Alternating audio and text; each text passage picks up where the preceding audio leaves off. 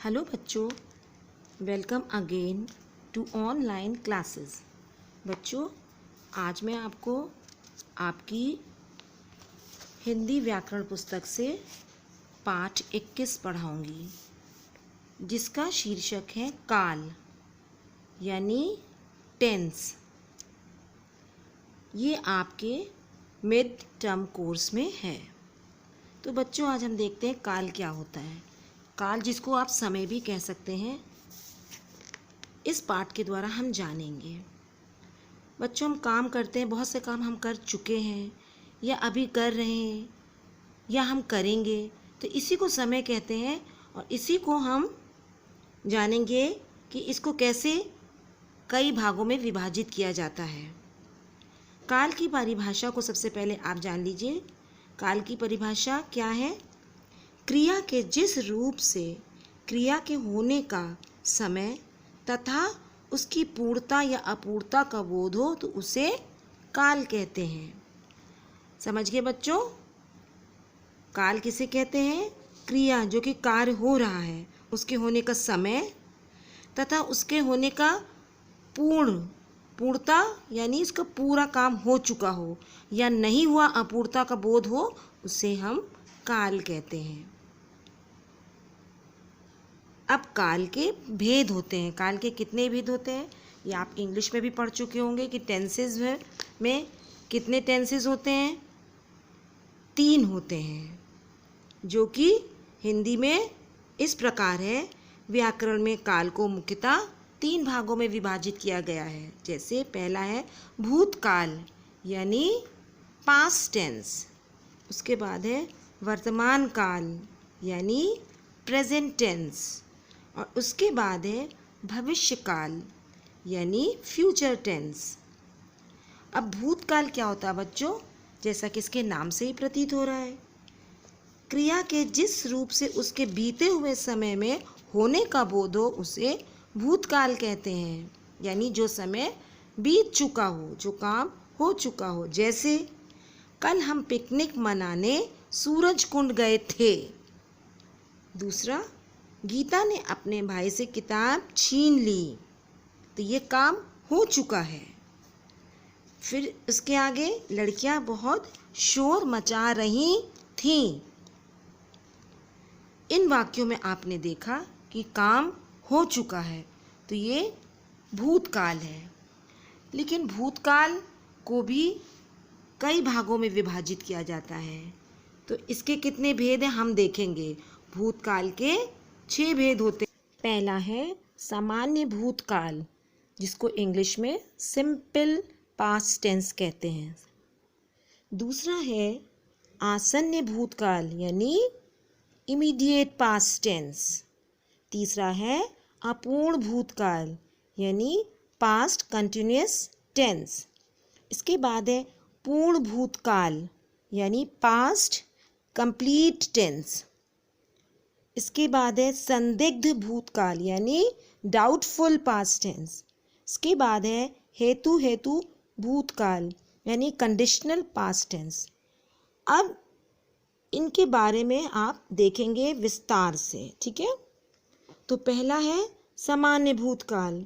अब ये क्या होता है? जिससे कि इसके नाम से ही प्रतीत हो रहा है, क्रिया के जिस रूप से भूतकाल में उसके समान रूप से होने का संकेत मिलता है उसे सामान्य भूतकाल कहते हैं। मतलब सिंपल एकदम टेंसेज हैं। इसका उदाहरण देखिए, जैसे माँ बाजार गई, नेताजी ने भाषण दिया, घोड़ा बहुत तेज दौड़ा। इसमें आपने देखा कि क्या है, बिल्कुल सिंपल सेंटेंसेस थे। तो ये सामान्य भूतकाल है। काम तो हो चुका है लेकिन ये सामान्य है। अब दूसरा आप देखेंगे आसन्न भूतकाल। इसमें क्या है? इसका अर्थ होता है निकट, पास, एकदम समीप। क्रिया के जिस रूप से उसके अभी अभी समाप्त होने का बोध हो तो उसे क्या कहते हैं? आसन्न भूतकाल। जैसे अभी अभी ही काम खत्म हुआ हो, जैसे पिताजी घर आ गए हैं। दूसरा, उसने ये कहानी पढ़ ली है। तीसरा, माँ ने सलाद काट लिया है, यानी इसमें आपने देखा ये सारे काम अभी अभी पूरे हुए हैं, तो ये क्या है, आसन्न भूतकाल। इसके बाद तीसरा है अपूर्ण भूतकाल। इसके नाम से आपको पता चल रहा, अपूर्ण माने इनकम्प्लीट, अभी ये पूरा नहीं हुआ है। इसकी परिभाषा क्या है, क्रिया के जिस रूप से ये बोध हो कि कार्य भूतकाल में प्रारंभ हो चुका था, किंतु ये पता ना चले कि कार्य पूर्ण हुआ है या नहीं, उसे क्या कहते हैं, अपूर्ण भूतकाल। अब इसका उदाहरण देखिए, जैसे पार्टी चल रही थी, मतलब अभी पार्टी चल रही थी लेकिन अभी ख़त्म होने का उसका नहीं पता। बच्चे क्रिकेट खेल रहे थे, मोनिका रस्सी कूद रही थी, वो कार तो शुरू हो चुका था लेकिन इसका पता नहीं कि वो कब तक चला।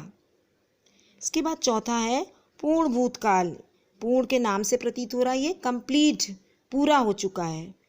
इसका परिभाषा क्या है इसकी, क्रिया के जिस रूप से पता चले कि काम भूतकाल में ही पूरा हो चुका था, वहाँ पूर्ण भूतकाल की क्रिया होती है।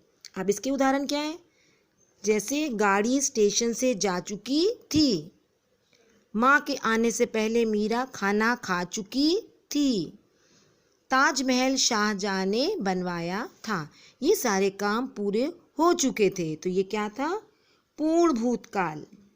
अब इसके बाद पांचवें नंबर पे क्या है, संदिग्ध भूतकाल, मतलब डाउटफुल, किसी चीज़ में आपको संदिग्ध माने शक हो, आपको क्लियर नहीं है कि काम हुआ है कि नहीं हुआ है, तो इसको कैसे बोलेंगे, इसकी परिभाषा इस प्रकार है, क्रिया के जिस रूप से उसके भूतकाल में होने या करने का संदेह हो, वो संदिग्ध भूतकाल कहलाता है। अब इसके उदाहरण देखिए, जैसे चाची ने खाना बना लिया होगा, वो गुड़गांव पहुंच गया होगा, उसने पत्र लिख लिया होगा। ये क्या है कि आप सोच रहे हैं कि ऐसा हो गया होगा लेकिन आपको क्लियर नहीं है, ये डाउटफुल है, इसका आपको ये पता नहीं कि हो गया होगा लेकिन आप ये अपने मन में विचार कर रहे हैं ऐसा हो गया होगा, तो इसको क्या बोलते हैं, संदिग्ध भूतकाल। इसके बाद है छठे नंबर पे हेतु मद भूतकाल। अब इसका क्या अर्थ होता है, इसका अर्थ होता है क्रिया के जिस रूप से ये पता चले कि वो क्रिया भूतकाल में संपन्न हो सकती थी किंतु किसी कारण के चलते वो नहीं हुई, मतलब कि वो इसके साथ एक कंडीशन है कि ऐसा अगर होता तो ऐसा हो जाता लेकिन वो ऐसा नहीं हुआ। इसका उदाहरण इस प्रकार है, यदि तुम परिश्रम करते तो अवश्य पास हो जाते, मतलब तुमने परिश्रम नहीं किया, उसके साथ एक शर्त है। यदि बारिश रुक जाती तो मैं स्कूल चली जाती। उसके बाद है उसने मेहनत की इसलिए उसे प्रथम पुरस्कार मिला, मतलब यदि ऐसा कर लेते तो ऐसा हो जाता, इसके साथ एक कंडीशन लगी हुई है, इसको कहते हैं हेतु मद भूतकाल। इसके बाद हम देखेंगे वर्तमान काल यानी प्रेजेंट टेंस। अब इसमें क्या है, क्रिया के जिस रूप से कथन के समय में कार्य के होने का बोध हो उसे वर्तमान काल कहते हैं। जैसे ये सब्जी बेचता है, कुम्हार मिट्टी के बर्तन बना रहा है, आप कहाँ रहते हैं आदि। इन वाक्यों में आपने क्या देखा कि क्रियाएं हो रही हैं। आगे हम देखेंगे कि वर्तमान काल के भी कुछ भेद होते हैं। कितने भेद होते हैं, कुल 3 भेद होते हैं जो मुख्यतः आपकी पुस्तक में दिए गए हैं। पहला है सामान्य वर्तमान काल, इसको इंग्लिश में क्या बोलेंगे, सिंपल प्रेजेंट टेंस। उसके बाद है अपूर्ण वर्तमान काल, अपूर्ण यानी इनकम्प्लीट प्रेजेंट टेंस यानी कंटिन्यूअस। तीसरा है संदिग्ध वर्तमान काल यानी डाउटफुल प्रेजेंट टेंस। अब इनके बारे में हम विस्तार से जानेंगे। पहला है सामान्य वर्तमान काल, इसका जैसे नाम से पता हो रहा है, आपने भूतकाल में भी देखा था सामान्य भूतकाल, ऐसे ही इसमें भी सिंपल सेंटेंसेस होते हैं। इसमें क्रिया के जिस रूप में उसका वर्तमान काल में समान रूप से घटित होना या करना पाया जाता है उसे सामान्य वर्तमान काल कहते हैं। जैसे वो सवेरे उठकर व्यायाम करता है, यानी वो प्रतिदिन करता है, इसमें कोई नई बात नहीं है, सामान्य सेंटेंस है। दूसरा, हाथी को नदी में नहाना अच्छा लगता है। ठीक है। फिर तीसरा है, नौकरानी इस्त्री करती है, ये उनका कार्य है, वो रोज़ करते हैं। ये सामान्य वाक्य हैं, इसको कहेंगे सामान्य वर्तमान काल। दूसरे नंबर पे है अपूर्ण वर्तमान काल। अभी आपको भूतकाल में भी आपने अपूर्ण देखा था, यहाँ पे भी है, यानी इनकम्प्लीट, अभी ये कार्य पूरा नहीं हुआ है, जैसा कि इसके नाम से ही प्रतीत हो रहा है। इसकी परिभाषा है, क्रिया के जिस रूप से ये पता चले कि काम वर्तमान काल में शुरू हो गया है और अभी तक चल रहा है, उसे अपूर्ण वर्तमान काल कहते हैं। इसका उदाहरण क्या है, देखिए, जैसे प्रिया छोटे भाई को खिला रही है, मतलब ये काम चल रहा है। दूसरा, दादाजी मित्रों के साथ सैर कर रहे हैं। तीसरा, बच्चे पतंग उड़ा रहे हैं। आपने देखा यहाँ पे काम चल रहा है, लेकिन अभी ये काम पूर्ण नहीं हुआ है, इसलिए इसको क्या कहेंगे, अपूर्ण वर्तमान काल। तीसरे नंबर पर है संदिग्ध वर्तमान काल। इसके नाम से आपको समझ में आ रहा है ये डाउटफुल है, यानी इसमें आपको संदेह है, शक है कि ये काम पूरा नहीं हुआ और क्या होगा इसके बारे में आपको नहीं पता। इसकी परिभाषा, क्रिया के जिस रूप से काम के वर्तमान काल में करने या घटित होने में संदेह हो, उसे संदिग्ध वर्तमान काल कहते हैं। जैसे मंत्री जी आ रहे होंगे। दूसरा, कलाकार चित्र बना रहा होगा। तीसरा, भाई साहब ऑफिस पहुंचते होंगे। इन तीनों सेंटेंसेस में आपने क्या देखा कि ऐसा हो रहा होगा, ये अनुमान लगाया जा रहा है, इसमें कोई पूर्णता या सत्यता नहीं है, तो इसको क्या बोलते हैं, इसमें आपको संदेह है, इसको क्या बोलेंगे, संदिग्ध वर्तमान काल। इसके बाद तीसरे नंबर पे आता है भविष्यत काल, यानी फ्यूचर टेंस। अब इसकी परिभाषा देखिए, क्रिया के जिस रूप से आने वाले समय में उसके करने या होने का बोध हो, उसे भविष्यत काल कहते हैं। जैसे कल हम सब बाहर खाना खाएंगे। दूसरा, हमारा रिजल्ट 2 दिन बाद आएगा। तीसरा, मैं चाय नहीं पीऊँगी। चौथा, आप कब लौटेंगी। ये चारों सेंटेंसेस में, चारों वाक्यों में आपने क्या देखा कि ये काम हम करेंगे, भविष्य में करेंगे, तो इसको क्या बोलेंगे, भविष्यत काल। और बच्चों, हम आगे क्या देखते हैं कि भविष्यत काल के भी भेद होते हैं। जैसे भूतकाल के भेद थे 6 और वर्तमान काल के 3 भेद थे। अब भविष्यत काल के भी 3 भेद इसमें आपकी पुस्तक में दिए गए हैं। इसके बारे में अब हम विस्तार से देखेंगे। पहला है सामान्य भविष्यत काल, जिसको कि क्या बोलेंगे, सिंपल फ्यूचर टेंस।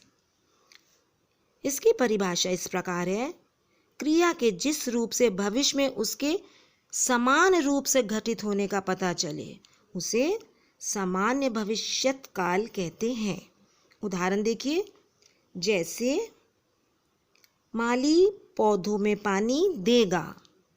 दूसरा, हम लूडो खेलेंगे। तीसरा, क्या तुम पुस्तकालय जाओगे। ये तीनों वाक्यों में आपने क्या देखा कि ये काम होगा, अभी शुरू नहीं हुआ है, ऐसा हम करेंगे, ऐसा तुम करोगे, तो ये इसमें क्या है, भविष्यत काल है और आगे के बारे में बात हो रही है, भविष्य के बारे में। इसको क्या बोलते हैं, सामान्य भविष्यत काल। इसके बाद है दूसरे नंबर पे संभाव्य भविष्यत काल। इसके जैसे कि आपको इंग्लिश में इसको क्या बोलेंगे, प्रोबेबल फ्यूचर टेंस। इसका क्या अर्थ है, क्रिया के जिस रूप से भविष्यत काल में होने में संदेह हो, संभाव्य संभावना से आपको समझ में आ रहा, उसमें संदेह हो अथवा संभावना पाई जाए, उसे क्या बोलेंगे? संभाव्य भविष्यत काल। जैसे शायद शाम को वर्षा होगी, शायद, इसमें शायद बोला जा रहा है। दूसरा, संभव है कि वो घर लौट आए, मतलब इसमें भी संभावना जताई जा रही है। तीसरा है शायद अतिथि कल आए। सारी चीज़ों में क्या है कि एक संभावना जताई जा रही है, या संभव हो, ऐसा शायद हो, इसमें कोई गारंटी नहीं ली जा रही कि ऐसा होगा ही। तो इसको क्या बोलेंगे? प्रोबेबल फ्यूचर टेंस, मतलब संभावना जिसकी हो। ठीक है। अब तीसरे नंबर पे है हेतु हेतु मद भविष्यत काल। ये आपने भूतकाल में भी देखा था, इसमें भी है। इसको क्या बोलेंगे? Purpose future tense. अब इसमें क्या होगा? इसकी परिभाषा क्या है? क्रिया के जिस रूप से ये पता चले कि किसी विशेष परिस्थिति के होने पर कोई कार्य संपन्न होगा, उसे हेतु हेतु मद भविष्यत काल कहते हैं। जैसे आपने भूतकाल में देखा था, यदि तुम ऐसा कर लेते तो ऐसा हो जाता, तो वैसा ही आपके फ्यूचर टेंस यानी भविष्यत काल में भी ऐसा ही है। उसके साथ एक कंडीशन है, उसका उदाहरण आप देखेंगे। जैसे अगर समय से वर्षा होगी तो फसल भी अच्छी होगी, मतलब अगर ऐसा होगा तो ऐसा ही, तब ऐसा होगा। दूसरा, मेहनत करोगे तो कक्षा में प्रथम आओगे। ठीक है। तो इसमें आपने क्या देखा कि इसमें भी एक पर्पस है, एक उनकी कंडीशन रखी गई, अगर ऐसा होगा तो ऐसा होगा। ठीक है। तो इसको क्या बोलेंगे? हेतु हेतु मद भविष्यत काल। अब पृष्ठ संख्या 146 मतलब 146 पृष्ठ पर अभ्यास दिए गए हैं, जिसमें निम्नलिखित प्रश्नों के उत्तर लिखिए। इसमें 3 प्रश्न दिए गए हैं, जिनके उत्तर मैं आपको बता रही हूँ। ये सब आपको अपनी कॉपी में लिखना अवश्य है। पहला प्रश्न है, काल से क्या तात्पर्य है, समझाइए। इसका उत्तर इस प्रकार है, क्रिया के जिस रूप से क्रिया के होने का समय तथा उसकी पूर्णता अपूर्णता का बोध हो, उसे काल कहते हैं। दूसरा प्रश्न है, खा काल के भेदों के नाम लिखिए और प्रत्येक के 2-2 उदाहरण दीजिए। उत्तर, काल के भेदों के नाम इस प्रकार हैं। काल के मुख्यतः 3 भेद होते हैं।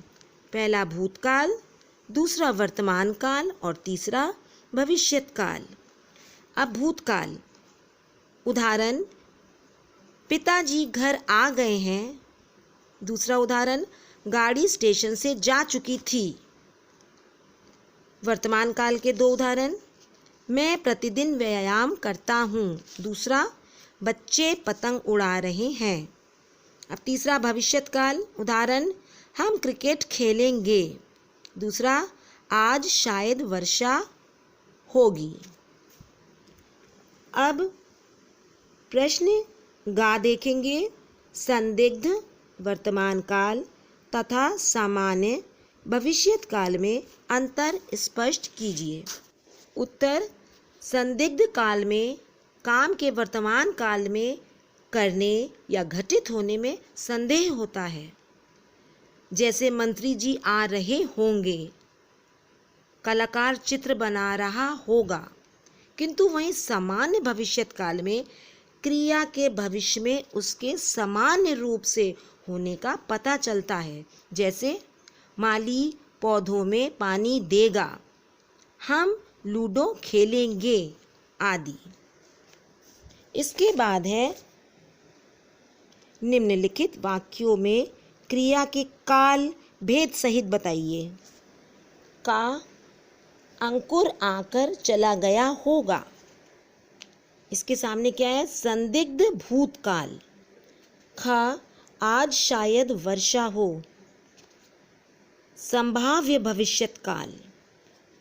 ग जब मैं पहुंची, गीता स्कूल जा चुकी थी। पूर्व भूतकाल। घा, नेहा अपनी साइकिल ठीक कर रही है। अपूर्ण वर्तमान काल। अंगा, हम पुस्तक मेला देखने गए थे। पूर्ण भूतकाल। चा, मोहन अभी नहाकर आया है। आसन्न भूतकाल। छा, यदि तुम समय पर पहुंच जाते तो परीक्षा दे पाते। हेतु मद भूतकाल। ज, दीपक वहाँ गोलगप्पे खा रहा था। अपूर्ण भूतकाल। अब इसके नीचे है, कोष्ठकों में दिए गए कालों के अनुसार दी गई क्रिया से रिक्त स्थान भरिए। अब बच्चों इसके सामने कोष्ठक में ब्रैकेट में क्रिया दी गई है। इससे आपको फिल इन द ब्लैंक्स भरना है, जो कि मैंने भर दिया है रिक्त स्थान। पहला है, मैंने ये पुस्तक पूरी पढ़ ली। खा है, चोर पर्दे के पीछे से सब देख रहा था। गा, पिताजी शायद आज आए। घा, गरिमा अभी अभी गई है। अंगा, प्रधानमंत्री कल चीन जाएंगे। च, पक्षी आकाश में उड़ रहे हैं। अब इसके नीचे है, आओ सोचकर देखें। पृष्ठ संख्या 146 और 147 पर कुछ अभ्यास दिए हुए हैं, जिनको मैंने पुस्तक में भर दिया है और आप इनको देख करके अपनी कॉपी में अवश्य लिखेंगे, जिससे आपकी कॉपी समय आने पर चेक हो सके। और पिछला पाठ जो मैंने आपको संज्ञा पढ़ाया था, उसका एक प्रश्न पृष्ठ संख्या 93 पर घा, उसको भी मैं PDF के द्वारा भेज रही हूँ। उसको आप अपनी कॉपी में देख के लिख लेंगे। पहला जो प्रश्न का उत्तर था वो सही नहीं था। ठीक है बच्चों, आशा करती हूँ कि आपको ये पाठ पसंद आया होगा और समझ में भी आ गया होगा। इसलिए God bless you and thank you very much.